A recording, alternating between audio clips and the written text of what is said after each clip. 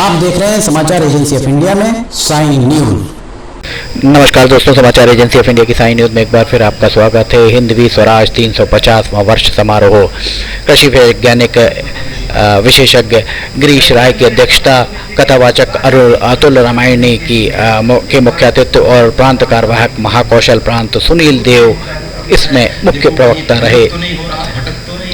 समाचार agency of India की sign news के लिए शोक सोनी की रिपोर्ट। आइए हम सुनाते हैं क्या कह रहे हैं वक्ता। देखो कहीं भ्रमित तो नहीं हो रहा, भटक तो नहीं रहा है। तो कहते हैं एक भिक्षुक का रूप बनाया, और मैं क्षमा चाहूँ, मैं भिक्षुक कह रहा हूँ, भिखारी नहीं कह रहा हूँ। दोनों में बड़ा अंतर होता है। भिक्षुक और भिखारी लगते तो दोनों एक जैसे हैं, लेकिन बड़ा अंतर होता है। बोले अंतर क्या है?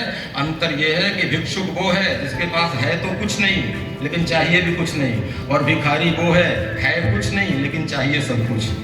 वो भिखारी है ना।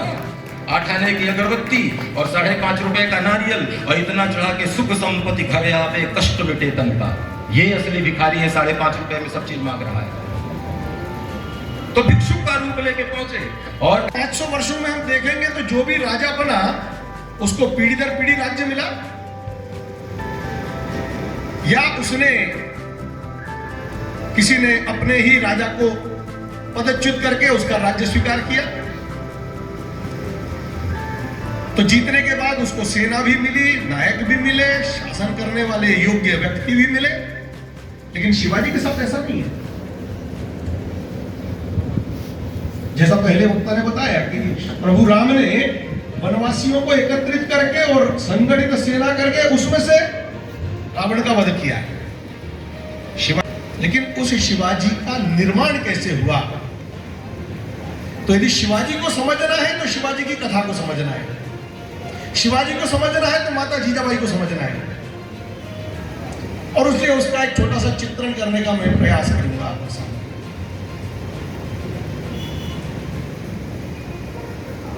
घोड़ों की आवाज, उन घोड़ों की आवाज के बीच में एक बुलंद आवाज आती है, संभाजी मां कहां है? जीजाऊ कहां है? संभाजी तो शिवाजी का बड़ा भाई है, शाहजी राजे के बड़े पुत्र हैं, उनके साथ में हैं। वो थोड़ी दूर देखकर कहते हैं अभी मां दिख नहीं रही है। थोड़ी देर बाद कहता है अबा अबा मां आ रही है।